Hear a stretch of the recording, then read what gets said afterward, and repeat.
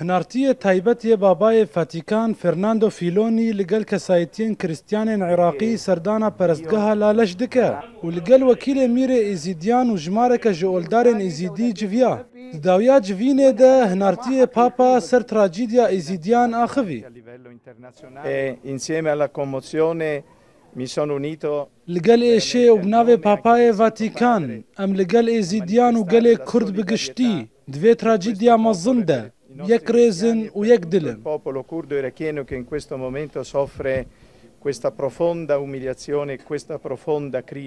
Wekîlê Mîrê Êzîdiyan helwesta Êzîdiyan dubare kir ji hinartiyê taybetiyê Papayê Vatikan re û dost kir got Vatikan piştgir be ji xwestekên wan re.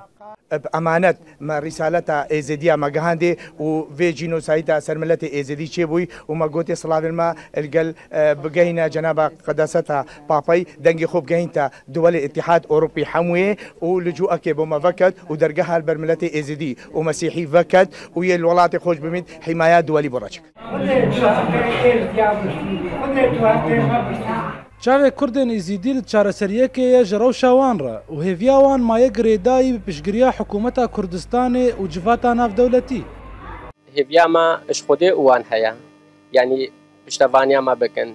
Çunku em şingal gelek muhasir bû, şingal gelek zarok dan yanî mirin û gelek pîrek mirin, şebab mirin û heyneyên muhasir li wê derê em hêviyê ji Xwedê wan dikin.